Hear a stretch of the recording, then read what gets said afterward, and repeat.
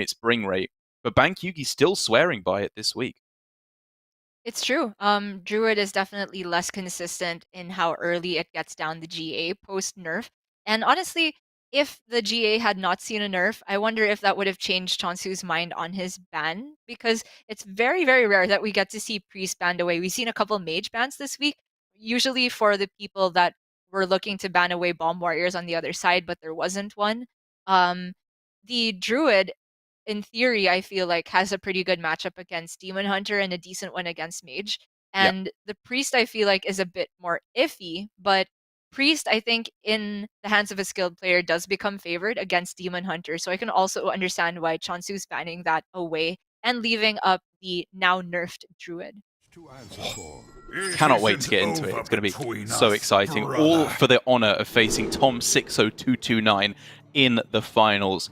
What a win it would be for both of our players. Bankyugi absolutely putting his stamp on Hearthstone history if he can get to the World Finals, having come from almost complete obscurity. Whereas che0nsu, it's been years since he's been seen out of World Championship, having very much fallen down in notoriety, I think it's fair to say, when with respect to the average Hearthstone viewer. But this could put him back into the limelight, back up on top, where I believe he belongs. And it's going to come down now to the Demon Hunter against the Druid to start things off. Not a good matchup for che0nsu, but a good starting hand at least. Oh yes, double Spirit Jailers. On Bankyugi's side, definitely missing some ramp to really get this going. I wonder if this is ever Fungal Fortunes. No, you probably just take Rising Winds. That's guaranteed draw without discarding some crucial beasts. Glad to see that his Sky has probably healed up because he's not wearing the glasses anymore.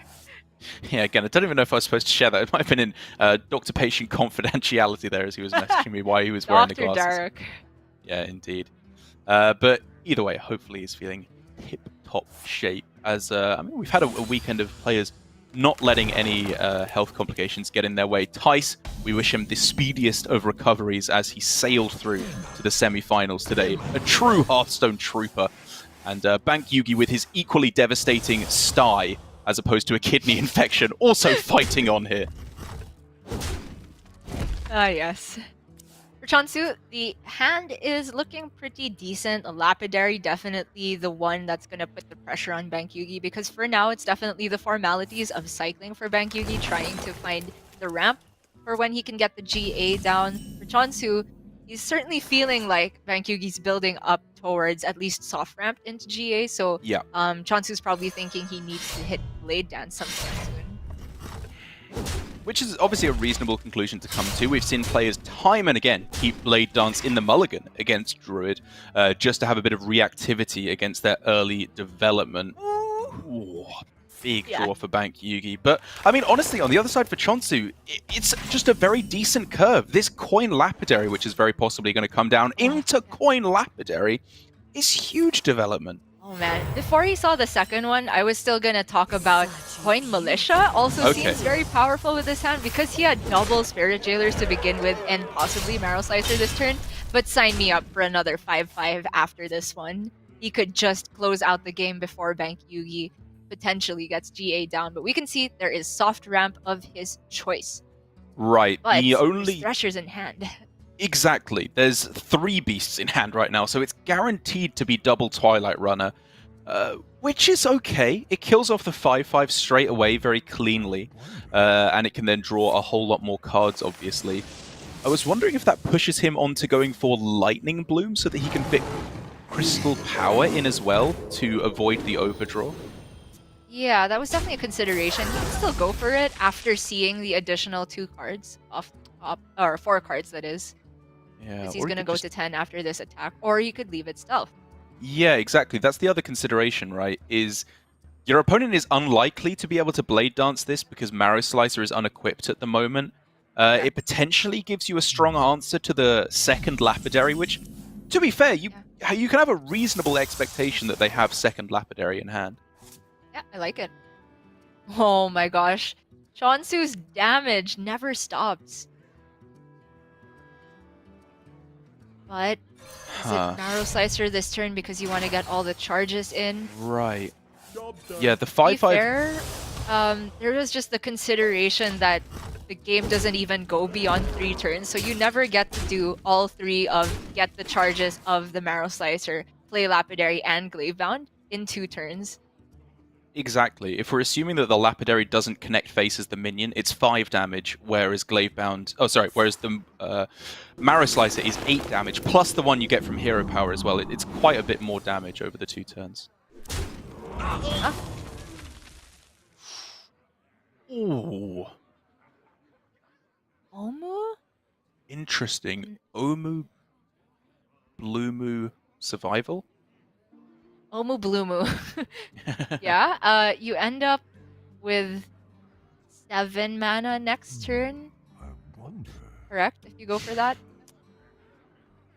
Omu... Which is enough to play a taunt. Oh, but would it go up to 10 mana, or would it bring you up to 9 because you've already spent 1 mana crystal this turn? I can't remember. Oh, right. I think that's how it works. Yeah. Oh, no, wait, it wouldn't, because you spend the mana with Omu anyway, so it would take you up to 10, right? But then you might go to double beast anyway, just because that's more development onto the board. Actually, I just want to see how this pans out, because honestly, my Omu knowledge is still not perfect. Okay, it goes to 10. It goes to 10. I realized as soon as I said it, I was just being a dum-dum. The choice, though, was whether you go for the taunt or the development here, because he has now left 5 damage on the board. He's unlikely to die on this turn, but not impossible. Yeah, I do think he probably lands on healing on the next turn either way, just to play around Kane, because a single taunt doesn't quite do that. For che0nsu, though, the choice is clear. Just make them have the healing. Yeah, and he's already seen a crystal power. Taunt quite clearly does not even come close to saving Bankyugi here, even if the hero power is thrown in. Kane/Glavebound can get the job done, so it has to be the overflow here right now to keep Bankyugi in the game. Oh, it's too many cards! Way too many. Are you ever brave enough to start with che0nsu? Or, okay, you can start with the Lightning Bloom and then attack with the Twilight Runner, and then sometimes you can do a che0nsu overflow turn. Exactly. This can go... Okay. I don't know about the order on that. Even if you had to send the 9 attack minion into the 1/3, I think it's worth the possibility of getting the che0nsu turn. Pretty disastrous hand to have found there. Nothing playable whatsoever. Didn't even attack. He says no. There's a crystal power left in the deck that is far too valuable. 5, 6, 7, 1 off. If he goes Chaos Strike Kane, that's still not there. If he hits Twin Slice, would that be lethal then? It would be, right? Yeah. Demons. Start with Chaos Strike? Demons. Sure. Marrow Slicer would be lethal, I think. Yep, there's a few draws for lethal with the Chaos Strike. Militia is only for 3 fragments at the moment, so probably not worth. Ooh. Okay, going with the Glavebound, getting the damage in again. Heal has to come down, or lethal has to be found, because Kane can get the win next turn. There is the 1 crystal power left in the deck. 2 Anubisoth Defenders, Overflow, and Animated Broomstick. I don't think he can afford to play Overflow. Yeah, and I mean, we can even see that even if he does have Crystal Power... oh wait, Crystal Power plus Hero Power would keep him alive at 1 if he double trades onto the board as well. Oi, oi, oi. He has to punt first and then go for... Oh wait, there's not enough mana to go for draw and taunt. So I think he's just praying for no Kane and no second Glavebound. That's reasonable.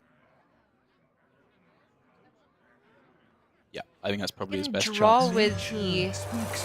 Okay, no mana left if you go for Hydra first though. I thought it was maybe Twilight Runner for the 1 space in hand to find Crystal Power. Yeah. But che0nsu is super excited. He knows he has this in the bag. Nicely done. No extra blooms or innovates to get the win for Bankyugi, and che0nsu gets a massive win here. Not only is this an unfavorable with direct respect to Demon Hunter up against Druid, I think he's got a reasonable chance at having a decent target on that Druid. It's feeling, I've got to say, Gia, surprisingly weak at this point. I was one of the players saying alongside Sottle a couple of weeks ago that I thought it was a decent bring to go for, but I don't know if it's the build that we're seeing here from Bankyugi, or just the way the deck feels now, but it has not been looking especially strong so far. For real, we saw from Bankyugi overgrowth on curve with Innervate Guardian Animals. The fact that he had Threshers in hand probably made the draw weak going forward, but I still think he had an above average outcome for that game. To be fair, che0nsu also had an above average outcome. The back-to-back Lapidaries is backbreaking for pretty much any deck that the Demon Hunter can run up against. I just think it was quite a spectacle at the end there for Demon Hunter to be so aggressive that it was forcing these 9/8 giant beasts to trade into little one-attack minions just to prevent lethal on the other side. Really close one, but che0nsu definitely way in the lead now to take the whole series. Yep, looking to be in a very, very good spot. A tough one for Bankyugi to take that loss right at the start, but I'm sure he will keep his eyes set on the potential for a finals spot. Still has to get all 3 wins, though, against che0nsu at this point, which of course means he has to win with the Druid and the Rogue, 2 unconventional decks, which he's staked his spot in the World Championships on. We'll see if he can get both those wins after this short break.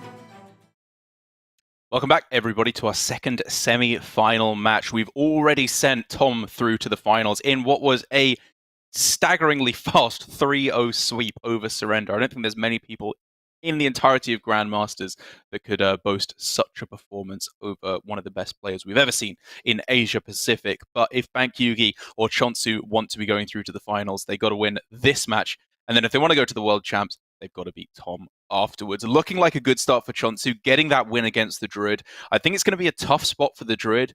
Maybe it can find a good matchup against the Priest, though, in what has traditionally been a pretty good matchup for the Druid, I will say. It definitely is. I find that when Priest really blows out the matchup, it would have to involve the Druid having a very slow hand where they play out a Twilight Runner and then the Priest can deal it away. But if the Guardian Animals comes down and the Beast can immediately rush, that can be a little bit too much pressure for the Priest, especially when the Druid can keep following up with threat after threat, Ysera being the real backbreaker in the matchup. But so far, every time we've seen che0nsu play Priest, I've been very impressed with his macro game plan knowledge. Yeah, I have as well. I think that that's really been che0nsu's biggest strength coming into this season of Grandmasters, if I had to try and pinpoint it. There have been some technical mistakes here and there along the way, but che0nsu, I think, has such a deep understanding of the metagame and all the matchups at the moment that not only does he understand all the standard matchups that we're expected to see, he's also going for these weird experimental strategies. We've seen him go for the hard anti-bomb warrior strategy, which didn't work, the soft anti-bomb warrior strategy, which did work the week after, and along the way, just having very good matchup understanding of all the standard decks, as I've said, which I think has been what's led him all the way through to the semi-finals, as he's been having a lot of fun with it alongside it as well. Always been smiling and laughing during his games, which I love to see as a spectator of the esports. The most intense reaction we got from che0nsu was yesterday after he didn't die to Tom's evocation and took the series for it. That was definitely a highlight. But we are moving on now to the other highlight of the series, I think, in Bankyugi's Highlander Rogue. Right off the bat, he kept a few legendaries, Hanar and Lillian, which are definitely power spikes, but in different ways. Yeah, Hanar is obviously the value generator for the most part here. Hanar is a weird one, right? Because it's both the Togwaggle and the Hanar need a little bit extra for them to actually do anything. But it's not ridiculous to assume that you would be able to find those cards later on in the game, given that you have Raise Dead likely resurrecting your Lazul. That's true. I was interested in taking Hanar and then just trying to find a secret on the other side. Right. Maybe that's asking for too much. In the end, che0nsu takes the least exciting but most flexible option of the coin, realizing that his deck altogether has quite a bit of value. I mean, when I was comparing Highlander Rogue to Burgle Rogue to begin with, I was saying that in theory, Highlander Rogue gets more value in the long run, but they hit these windows in the middle of the game where if they don't get the card draw, the value gets stuck at the bottom of the deck, and they have turn after turn where they're just relying on top of it. They are, but Bankyugi is not going to be worrying about that quite yet, you'd imagine. He, oh, actually, you know what? This was kind of interesting from che0nsu. I was going to say, he has the Hanar, which we can see. Play the Plagiarize, whatever, good job. che0nsu on the other side, though, by playing out the Cabal Acolyte last turn, he knew Hanar was in hand, but he also knew he'd likely be able to resurrect it and maybe catch Bankyugi out into playing the Hanar, but he misses the 2 out of 3 for the Cabal Acolyte, and now cannot steal the Hanar. That's unlucky. It was such a good setup from che0nsu. You were building up to it, explaining it really nicely, but yikes, he gets the 2 that he did not want to see. Oh. No, he can tell what the secret is now because the other 2 are just in hand. Good point. That's a very good point.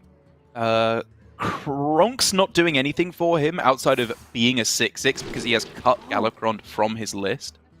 Man, I'm kind of surprised he's committing another spell here, given that he knows this is Plagiarize. I thought it would just be Hero Power after the Lazul. Yeah, good point. I guess saying it's worth it to allow him coin Mirror's next turn, which again might possibly catch Bankyugi off balance, because he's thinking, okay, 7 mana Murazon in hand, and maybe he's thinking my opponent got coin off of the Lazul. But I think, to be honest, Bankyugi is more likely to be thinking, what do I do with this turn? I would lean towards just going for all of the secret trains because, for one, I don't think they would be likely to pick coin, and for two, you'd have to put them on having the Murazon to begin with. But Exactly. actually, a pretty smart setup once again from che0nsu. He can just take all the secrets that Bankyugi plays this turn for himself.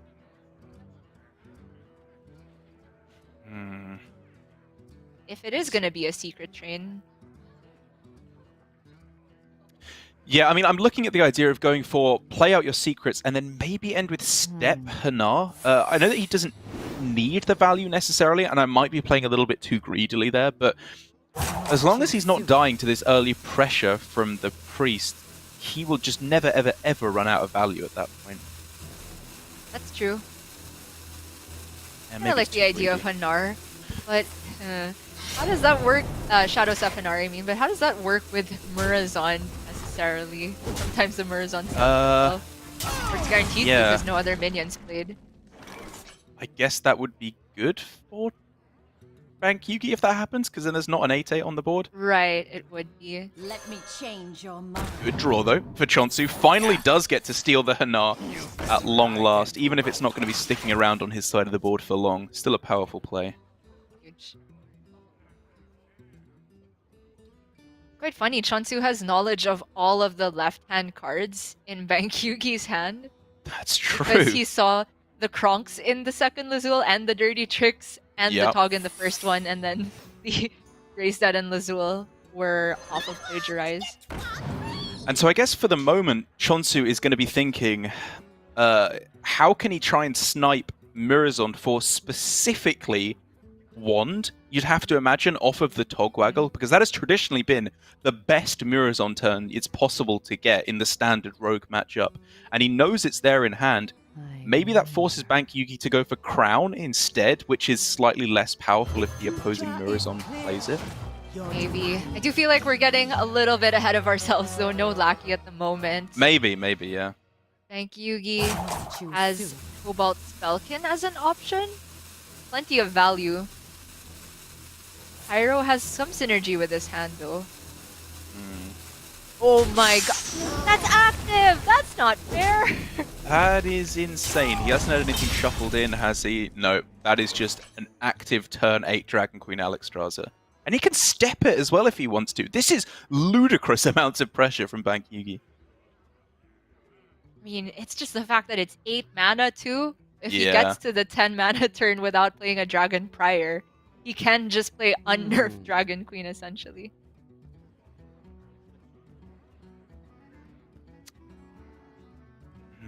I don't feel like che0nsu has to overreact to this. I don't mind just playing the stickiest dragon and hero powering. By this point, the Murazon discount has outlived its usefulness. Yeah, I mean, I think I probably prefer the secret in addition to that. I know that you're potentially running into too many cards at that point, but True. You want to find like specifically the good cards. That's right. He doesn't even have hand space issues there. The Paladin I forgot that these are both Paladin secrets, so they don't necessarily punish spells being played, it's just never surrender. Going for maximum board development, and he goes about it in an order which preserves his Twilight Drake's health even if it is Repentance. Wow. Candace, step.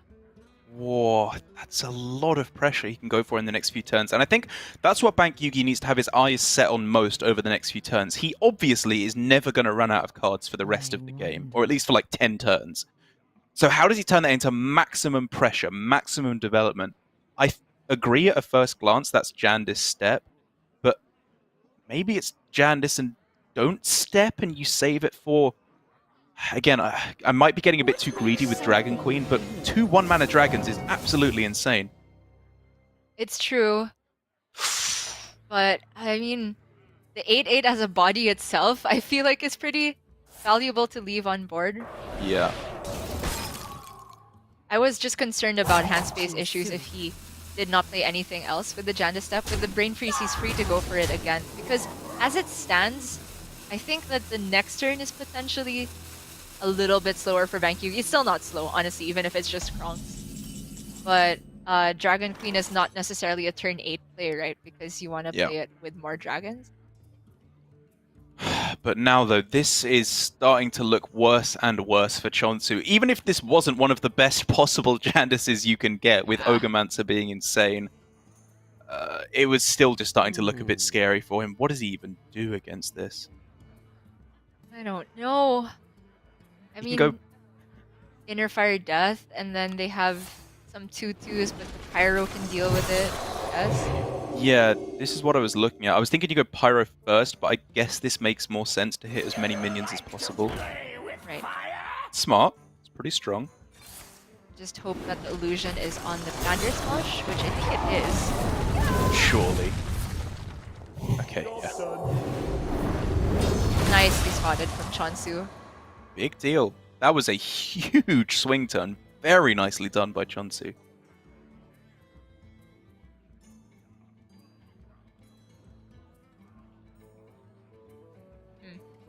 Well, if it's gonna be Dragon Queen this turn, I certainly don't want to step it.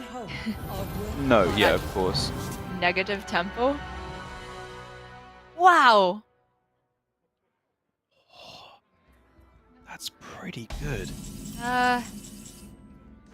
Okay, I guess he's fine with overdrawing. I was thinking about potentially backstabbing the Alex, but then that would give the Pyro a rather easy value trade with trade up with one spell. Yeah. Mirazond is 2 8/8s here, but I think you can just go for the Cleric and try and find higher value later on. You can try and find Shadow of Death, I suppose. Oh, no, that's been played already. There's only one in the deck. Right. I would settle for a wave of apathy even. Sure. Ray's dead. I guess. That will renew, in my opinion. You can Yeah, renew the it might Twilight just be Drake. renew and then try to get a train of 3 spells in order to end the turn trading down the Pyro into the Alex, I guess. Oh, it's so sad that he can't. I mean, he has to spend 2 mana to heal the Twilight Drake. And then you play 3 spells. Or he could just go Hero Power the Drake and play the Dragon more for more development instead. That's true.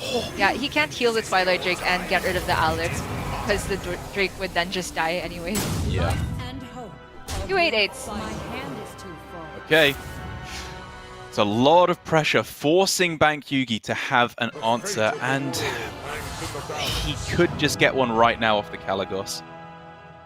Betrayal? Betrayal's huge. Stab the 1/1, Apotheosis first with a mana discount, sure.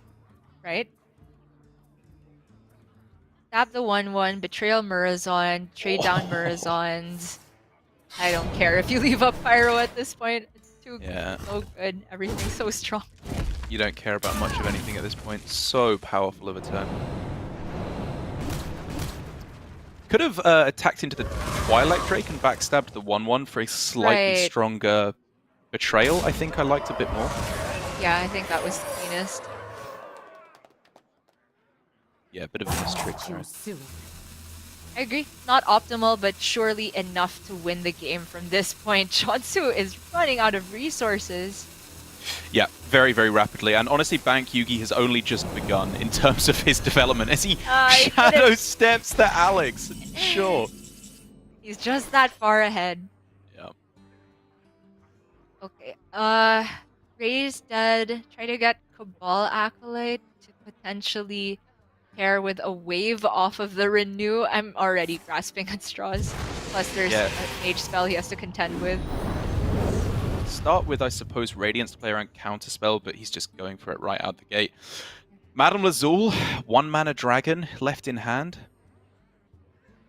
Might just be a Hanar train. He can do it. Yeah, fair enough. I never lie, but I never tell the truth. Trade Pyro first, right? Don't damage Sure. Hanar.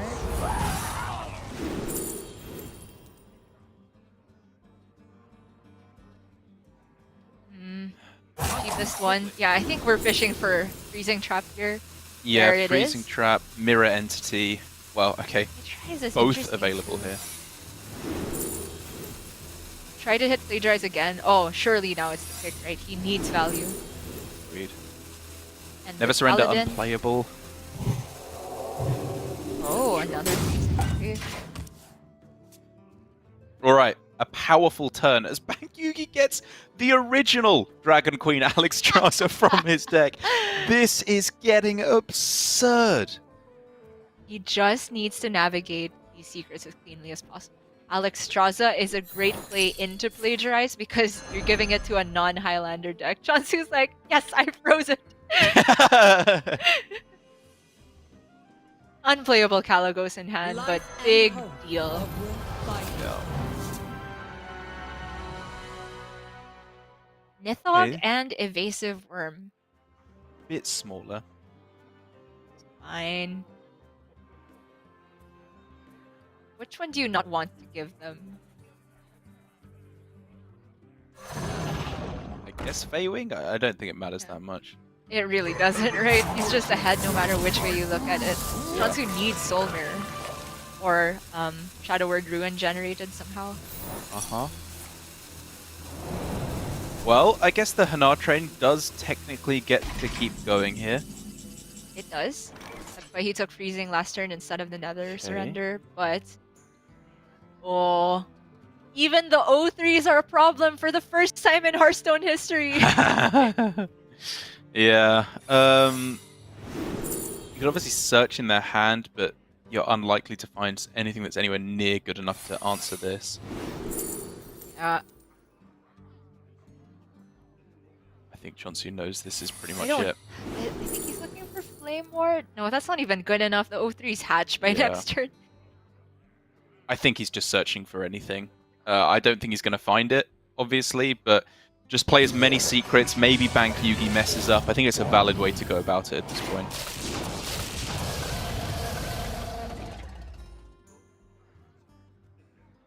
We'll rush into Hanar. Uh-huh. Yeah, Because like, I if mean... it's pack tactics, you do not want to copy the Karj. Yeah, exactly. There's so much that can happen here. Just attack and see what happens.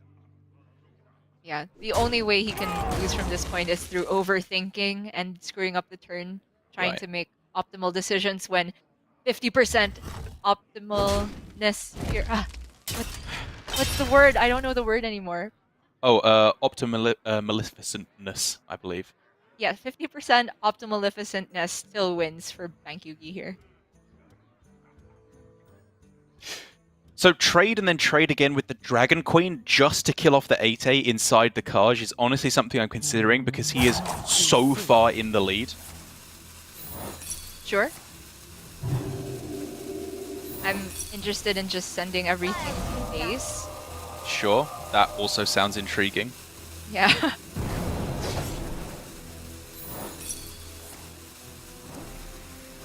If he's taking the trade there, though, he does have to get the attack in with the Dragon Queen, else he's going to be tanking 8 damage here, which I don't think he did from his reaction. Uh-oh. Right into This seems sub 50% optimalificence. Life and hope. Oh, che0nsu is so excited! Look at that! Wait, he didn't get the attack in. Oh my goodness, what happened here? What even happened? What's he looking for now? Like, Zephyrus for lethal, but it wouldn't even be active and he would have just No, it played it? wouldn't. Your demise. I don't know.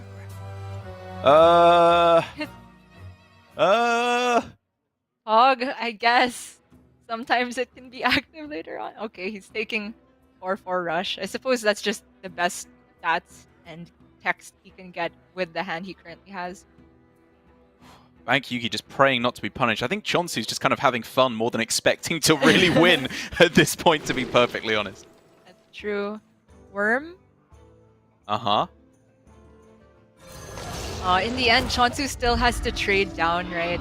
Yeah. Doing what Bankyugi wanted for him. Hand is too full.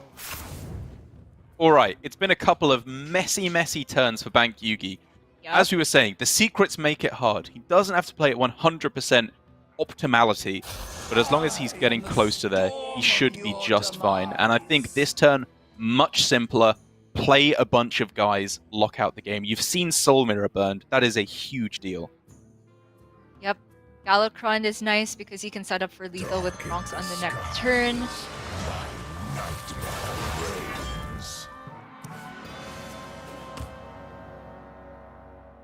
Sure. Oh, Edwin. Oh, could be 8-8 with Raise Dead, but I don't think Yeah, he yeah. needs more cards in hand. no, I like Deathwing into Edwin to get the +2/+2. Feels perfect. Raise Dead into Deathwing into Edwin. Don't forget to take 3 damage before you discard your hand. Okay, Nethrin Damas, Edwin. Wow, high main! Nidhogg! Second Nidhogg! Yeah. What is happening? Oh, if he had Soul Mirror here, this was a potential comeback. Actually, kind of true, yeah. That was a really devastating burn, wasn't it? That really was his comeback potential for quite a while here.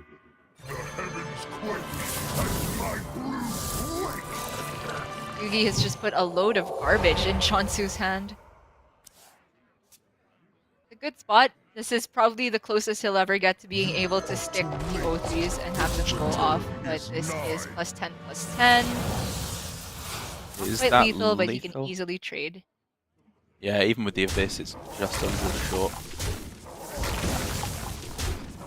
Like 10 damage short. Like I said, just a little short. In the scheme of numbers. Just one Pyroblast. All right, last chance, che0nsu. Let's see you turn this one around. You don't pick the one. Looking for another wave. It's... worst minion. Love it. che0nsu gave it a good go. He really did. And for Bankyugi, this is the win that RDU tried so hard yesterday, but could not find. Getting the win with the Highlander Rogue is absolutely massive here. Bankyugi, I think, all of a sudden in a real shot of going through all the way to the finals as he equalizes with what is arguably his worst deck. Man, Highlander Rogue is feast or famine. Every time I see it, it either goes in the way where they look like they're losing by 1,000,000 miles, or they're winning by 1,000,000 miles, like what happened in the mid-game here, to the point where Bankyugi didn't even need to take all his attacks, and he still ended up in the same, if not an even stronger position the turn after. Crazy stuff. Yep. To be fair to Bankyugi, to Bankyugi, I think that was probably one of the matchups he was had in mind when he brought the Highlander Rogue, because it just looked absolutely dominant there against the Priest. He didn't even have to play Kronks for the most part. Didn't even have to play Togwaggle. I mean, he didn't have the option to play Togwaggle for the most part because he didn't have a lackey, but the value was just the least of his concerns that game. He just needed to make sure he didn't die, which che0nsu gave it a good shot. He was tempoing out his minions at the start, got real unlucky, obviously, with the Cabal Acolyte not being resurrected, but it wasn't quite enough. He was just run over in both value and tempo. The win goes to Bankyugi, and now the question mark for me is not the Rogue. It's all of a sudden his Druid once again. Mage as his last other deck, I think, is the most likely to take a win as he's queuing up now. The Druid is the weak spot in my mind. I agree, and maybe he'll try and line that up into che0nsu's Priest on the second try, because I do feel like now that the Guardian Animals is even more expensive, what was already about a 50-50 in my mind as the Mage versus Druid matchup now skews slightly Mage favored. But again, I am the player that thinks everything is Mage favored, and the results of Mage versus Demon Hunter this weekend just supports my theory. Yeah, I mean, this weekend, I believe Lorinda was saying that up until yesterday, like for the last week, it's been almost exactly a 50-50 between Demon Hunter and Mage, like maybe one game to the side of Demon Hunter. But I'm definitely coming around to what you have been saying, that it feels a lot closer to 50-50, at least when I'm not playing the Mage. When I'm playing the Mage, it's like a 0% matchup against Demon Hunter. But with respect to Mage against Priest, as che0nsu is going to be lining things up here once again, I think this is a really cool matchup, actually. I appreciate that this is, for a lot of people, the two decks that are most emblematic of the created by meta here, where both decks play many, many cards that did not start in their deck. But I think given honestly, the amount of cards that are generated from both players, you can kind of get an average expectancy of what you're likely to see from your opponent, and it's more about how you try and go about that generation. Because for the mage, you have to strike such a perfect balance between fighting for tempo, throwing out all your cards early, and saving things back to play for a much more greedy, value-oriented game plan. Completely agree. I think the mage needs to find good spots to land cards like Brass Frost Whisper, even potentially in the mid game, to make the priest take this incremental damage and spend removal that they don't necessarily want to overcommit to. Not to the point where Raz is a keep, but I think it's surprisingly strong in the matchup. Thank you. You're gonna start looking for the early minions to proc the Cram Session, though. Yeah, these single impactful, high-impact minions like Raz or Mana Giant become even more useful for Bankyugi because che0nsu is one of the first players I've ever seen cut one Cabal Acolyte from his list. He's running a one Cabal Acolyte, one Cabal Shadow Priest list, which means that you're much less likely to have those high-impact minions stolen.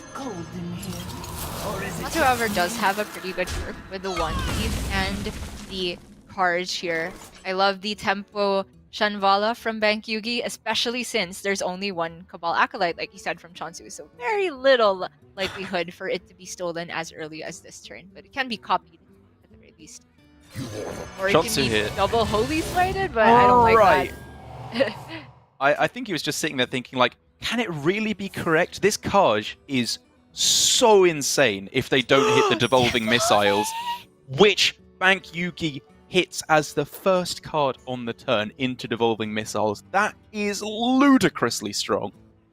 Also, the activation, because it was magic trick into devolving and not just devolving.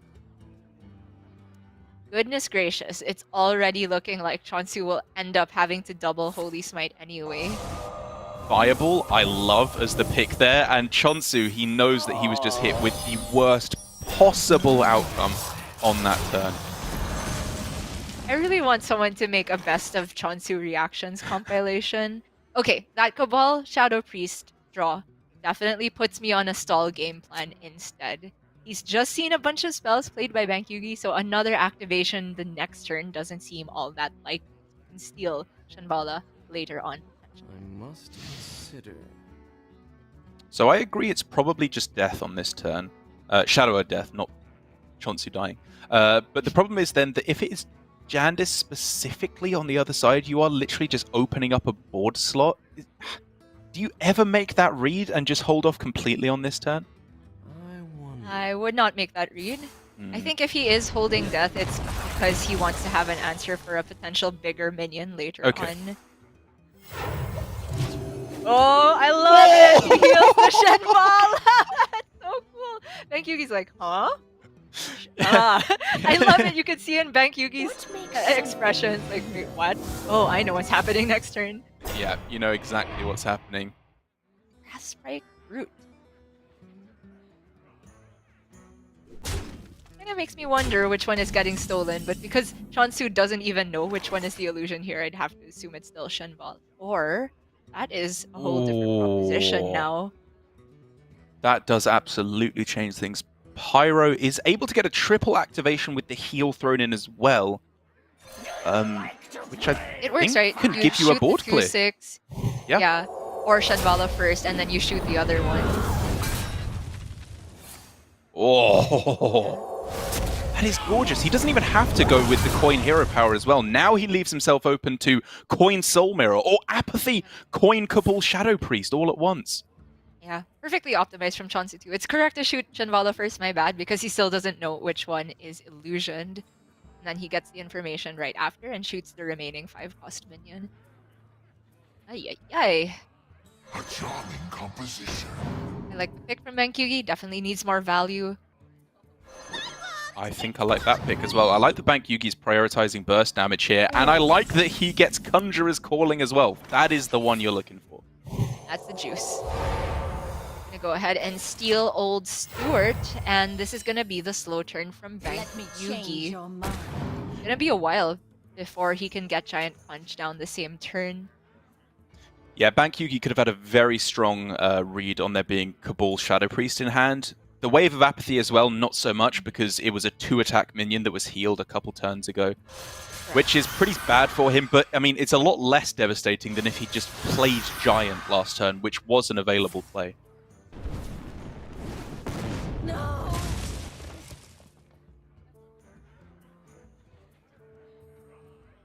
I don't think it's worth committing missiles on this. Very low probability for it to clear the Steward of Scrolls. Mm-hmm. He has 8 mana next turn anyway for Giant Punch. What to do? What to do? Because after the Giant Conj, I think he still needs help. Either Cram Session, Right. Top Decks, or Evocation, Cyclone, that type of thing. So just having an extra spell for a potential Cyclone I is agree. good enough.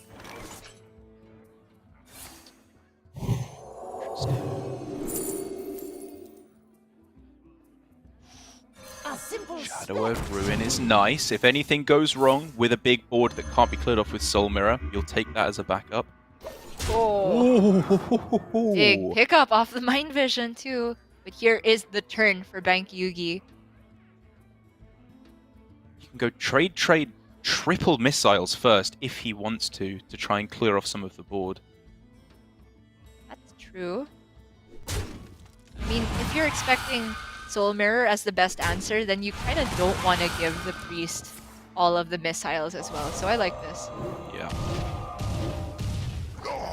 Okay, you've cleared off one. That's probably good enough now, I think. Save the rest for a Cyclone. This is smart. Okay. Here. And these are not Soul Mirror sized minions. Yeah. Although the Batterhead... no, it's not Wind Fury, right? No, it's not. I mean, the choice on this turn for che0nsu is obviously whether you go Giant Apotheosis or whether you go Apotheosis Ruin on the opposing Batterhead Right. in order to just take the full clear. I kind of like this route that he's going for because he knows 3 of the cards in his opponent's hand and they don't interact well with this. Yeah, it's a really good read. And he's just setting up for Bankyugi. He's almost certainly going to conj again this turn, and che0nsu's just trying to remove that resource from Bankyugi's hand as well with the delayed Soul Mirror. Kind of surprised to see the Arcane Intellect there, unless he's not going with Conjurer's Calling, because obviously Ray of Frost really wants to be played on this turn. Yeah. But now he's clearly just saying this is enough damage right now. He doesn't want to tempt fate with another one. I mean, this might be a stroke of genius because it interacts really well with che0nsu's hand, or at least it plays around it. Because che0nsu does not want to ruin his own Giant. Puts che0nsu in a weird spot though, doesn't it? Like, this Ruin is just bad, as is the Soul Mirror to an extent as well. Ray's Dead has... all Shadow Priest in the pool? Yeah, not doing much quite yet though. Hi! Where'd the whisk come? Oh, the Ooh. devolving missile. Just Soul Mirror here. It's getting a little scary. This is a lot of damage that can still come through. I mean, this is largely a defensive Soul Mirror from che0nsu across 2 turns. Like, he just wanted it mainly for the board presence, I think. Because he was concerned that Bankyugi would do more of the same this turn, just freeze the Giant and push 10. That was super scary. Yep, it was. This is But an insane Bankyugi, Raz. yeah, he has a surprisingly good turn here. He can... Okay, I was going to say send that into the Batterhead and then attack face with Batterhead and conjure as that, but... Right. Hmm. I thought that was gonna happen. Mastery takes dedication. Doesn't necessarily need to care about the Batterhead at this point, but I do think that line was cleaner. Indeed. A charming composition. Well, you obviously don't want to go for the Shadowed Ruin right yet, but it's something you do have to consider. So does he silence his own Giant just to get one more trade before he goes for the Ruin? Right. He can go Initiation for 5 damage on the No mana. Batterhead. Oh, he doesn't have mana to do it. Yeah, of course. And the Forbidden Words... he Could go for a stall turn with Wave of Apathy for Vidden Words. I think you very possibly just bite the bullet on silencing away your Apotheosis. I mean, the difference is that he's seen both the Conjus now. He still knows about all these missiles. So Right. I think there's reasonable chance that he can still land the healing with the Giant. And he absolutely does need the healing. Because if he just goes for a partial clear and doesn't get the healing, he doesn't end up that far ahead on board. And he has super low health. Well, the one thing he has This to goes kill on- here is the Devourer. Yeah, correct. They just potentially ended the game on the spot. Yeah. The Gruul grows too. Oh, big draw for Ooh. Bankyugi. This is scary. This is getting scary for che0nsu. How much do these missiles do now? Oh my gosh, devolving! That missiles does tons of damage. It removes the Apotheosis a lot of the time. Yeah. Backbreaking for che0nsu. Pretty good. Yeah, I'm cashing these in. 15 damage here coming through from the missiles as well. Raz also procs at the end of the turn. Only one target for Shadow Word Ruin after the attack reset. Oh my gosh. Perfect too. Perfect missiles! It leaves Oi, a oi, 2 oi. HP minion. You have best. Wow. I've got to be honest there, Gia, with that endgame for che0nsu, there were many, many ways to approach it, and the fact that he ended there with the Shadow Word Ruin in hand, when there were a couple of such clean opportunities to use it, you know, we were suggesting other lines, and I wasn't necessarily committed to them because he clearly had a different game plan in mind. But I think he just left himself too vulnerable to the freeze. He was taking too much chip damage over the course of that endgame. I didn't like the way he played that one out. Towards the very end, I think it was correct for him after his Giant had been frozen to go for the Wave of Apathy and Forbidden Words instead of the Shadow Word Ruin because Right. he did need healing in the grand scheme of things, and it was reasonably likely that he could end up attacking with the Giant and then after the healing go for the Ruin. My I question guess. was whether he was supposed to pre-commit the Apotheosis on a turn before he gets to attack, which to be fair, I don't think he was gonna come back on board for a very long time, so he maybe was just thinking, let me put it on a minion and just get this to stick. But man, that was backbreaking freeze towards the end there. It really was, and I'm still just kind of coming back to the idea that I think the Apotheosis plus Shadow Word Ruin line was the way to go. He played the Giant plus Apotheosis, and it just locked out his ability to go for the Ruin for the entire rest of that game. It meant that he was just vulnerable to a single freeze effect, a single devolving missiles all the way along. And I think Bankyugi capitalized on that beautifully. His holding back of the second Conjurer's Calling, which I think I would have snap played, just made it so awkward for che0nsu. He could not deal with that board, and he was just attacking face for a little bit of chip damage turn after turn, which was too much for che0nsu to react to.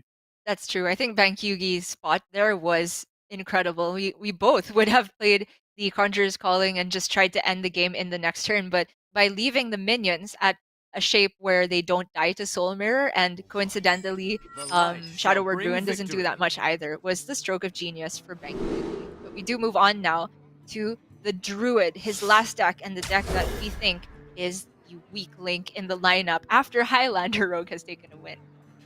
Yeah, I think my biggest problem with this deck is really just the build he's gone for. Like, as we take a look at it, it's so top heavy. When we compare it to the exotic Mount Seller build that runs very often Bog Beam plus Nature Studies, obviously all the cheap Innovate and Ramp cards, it's so much lighter than this build that has double survival, double overflow, Ysera, the Omu, Kael'thas. It's just too expensive. And what that led to last game was 10 cards, very often too many cards because he would have just been overdrawing every turn, and yet nothing to actually spend his mana on because it was too clunky. And that means that he's somewhat happy to see just a cheap spell off of Nature Studies. Right. Because he's essentially just using the Nature Studies as a preloaded Innervate for this Overgrowth. The spell he gets off of it is much less consequential. Huge couple of pickups though for Bankyugi, being able to go turn 3 Overgrowth, not quite coin into Guardian Animals, obviously, with the nerf affecting that pretty heavily. But he's just got a perfectly happy float turn here before you go for the power play. Or he could just draw Innovate off the top instead. Probably with Omu as well, just because you can.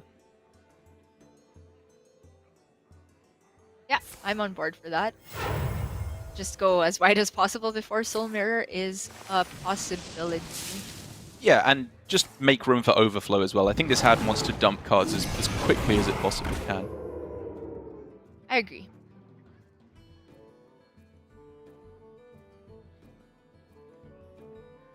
So reasons for killing this involve you're scared of the Cabal Wave combo, stealing your Twilight Runner potentially. What? Mm-hmm. It's not overly likely. But the Twilight Drake will still be a problem the next time, Time waits from for what I no can one. see. Yeah, he's obviously just afraid of steal effects here. There's only Right. one Cabal Acolyte in the deck once again, which is, I think, a fairly heavy influence on the line he's taking here.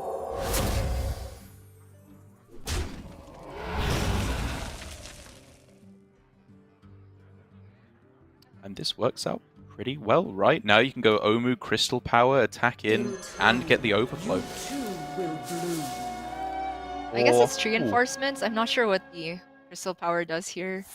Yes, sorry. I was looking at killing off the bigger Twilight Drake, but this is better for +2 health, right? Yeah, I thought he was gonna take the +2 so he could get the VT. I mean, so did he, quite clearly. He misclicked there. You can tell from his reaction that's not what he wanted. He's That gotta was clean this up. significantly worse. This is drastically worse of a play. Not been optimal so far, but he's in a good position with a turn like that to make it to grand finals. 1 mana short of che0nsu being able to do something incredible this turn. Yeah, not going to rag on Bankyugi for that one. He knows he messed up. He knows it was just a misclick. He wanted to do something better, but he messed up. che0nsu just going with maximum development still every turn. Absolutely agree until you can get Wave plus Cabal Shadow Priest next turn. Everything else is just filler. And if Bankyugi wants, there's a big Gidra possible here, but I don't think that's the line. There's a medium Gidra, which I'm somewhat interested in. Ah, yes. The Kidra that is neither too hot nor too cold, but comes in at, what, 5 attack, which is a bit awkward, right? Yeah. I guess all he really wants is to build the most Soul Mirror proof board possible, because that's really the only thing he has to be afraid of here. Yeah, it's kind of weird. Like, he could have gone with an overflow turn there with Gidra, with, like, Crystal Power, Innovate. Oh, no, it wouldn't have quite worked out, sorry. Oh, no, he could have done, but it would have used up a whole lot of cards there. So instead, this turn seems perfectly reasonable. Yeah. This board is not resistant to Soul Mirror, but it also says if you're Soul Mirroring this little resources from Bankyugi, he's probably just still ahead after he refills the next turn. Completely fine with that.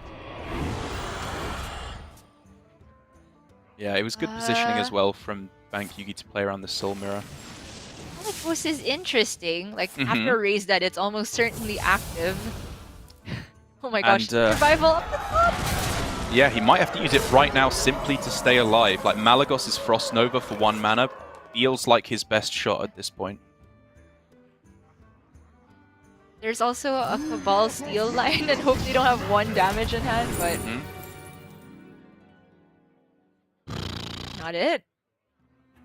I think it might be end of the road, Gia. It was a very fast way to get here towards the end, and obviously not the game that Bankyugi wants to be the highlight for him as he goes through to the semifinals with a bit of a massive flub there in the middle.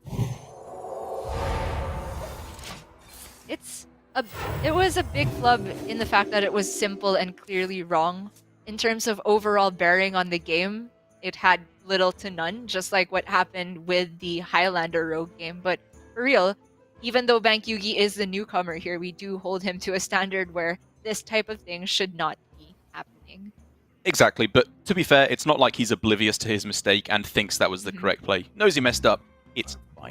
happens. He's still in a great spot to win here and go through to face che0nsu in the final. Just needs to wrap this up now to take the final win with the Druid up against che0nsu. Just a Ghidra play here seems fine to me. Makes room Guess for so. Overflow next turn. It looks like he could be going for Overflow this turn, which I actually Right. feel like is counterintuitive because che0nsu is about to die. But I Yeah. guess the healing doesn't matter because his minions will go back up to quite a lot of attack next turn. Right, as long as he doesn't leave himself losing to Soul Mirror, I think he'll be absolutely fine. In which case, I think this positioning is a little bit incorrect. I don't know if it will actually make any difference, to be honest. Little to none, it feels like. I don't know. Let me look at it again because Ghidra does have Wind Fury Rush. Yeah, exactly. Not enough mana for che0nsu even if he did hit it. 4 cards drawn, looking for... Wave of Apathy. Yeah, I guess that's the best he can get. Technically, there's no mana quite yet to play Survival of the Shadow Fittest Word. for Bankyugi. There was also a possibility to discover Shadow Word Ruin, but it's not available. You have best. Lays it down. What a stomp of a Bankyugi. game. He cannot believe it, and he is thankful to everyone who's been supporting him along the way. He's going through to the finals of his first season here in Grandmasters. The level of competition he's had to take down along the way has been staggering. 2 wins against Glory on Friday, the current representative going through to the finals. Takes down che0nsu in the semifinals, who I was, pegging to go the entire distance. And now a very appropriate final boss for him here in former world champion che0nsu. They are both going to have to be playing at the highest level here if they want to be going through to the World Championships later on this year.